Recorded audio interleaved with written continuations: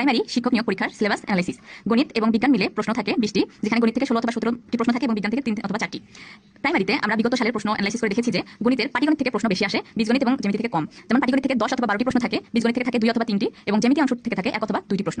বিজ্ঞানে 3 থেকে 4টি প্রশ্ন থাকে। বিজ্ঞানের এই টপিকগুলো পড়ে নেবেন এবং গণিতের যে টপিকগুলো দেওয়া থাকলো সেগুলো পড়ে নেবেন। প্রাইমারি শিক্ষক নিয়োগ সিলেবাস অ্যানালাইসিস। ইংরেজি থেকে মার্ক থাকবে 25, যেখানে আমরা বিগত সালের প্রশ্ন অ্যানালাইসিস করে দেখেছি। গ্রামার থেকে প্রশ্ন থাকে 8 অথবা 9টি, ভোকাবুলারি থেকে থাকে 10 অথবা 11টি এবং লিটারেচার থেকে থাকে 4 অথবা 5টি। তার মধ্যে গ্রামার থেকে আপনার এই টপিকগুলো বেশি ইম্পর্টেন্ট।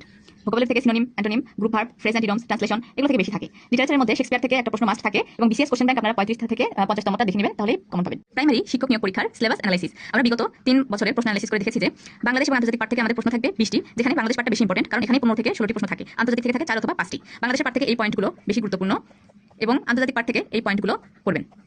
প্রাইমারি শিক্ষক নিয়োগ পরীক্ষার সিলেবাস অ্যানালাইসিস। বাংলা থেকে মার্ক থাকে 25, যেখানে ব্যাকরণ অংশ থেকে আমরা বিগত সালের প্রশ্ন অ্যানালাইসিস করে দেখেছি যে ব্যাকরণ থেকে 16 অথবা 17 মার্ক থাকে, সাহিত্য থেকে থাকে 7 অথবা 8 মার্ক। তার মধ্যে 1 থেকে 8 পয়েন্ট থেকে প্রত্যেকবার একটা করে প্রশ্ন এসেছে, বাকি 9 থেকে 14 পয়েন্টগুলো থেকে কোনোবার এসেছে কোনোবার আসেনি, মানে ঘুরে ফিরে আসে আর কি। আর সাহিত্য বিগত বিশেষ প্রশ্ন 35 থেকে 50তম আপনারা দেখে নেবেন। কাজী নজরুল, রবীন্দ্রনাথ থেকে 1 অথবা 2টা প্রশ্ন থাকেই, বাকি রাইটার্সদের ছদ্মনাম উপাধি বিশিষ্ট সাহিত্য এসব পড়বেন।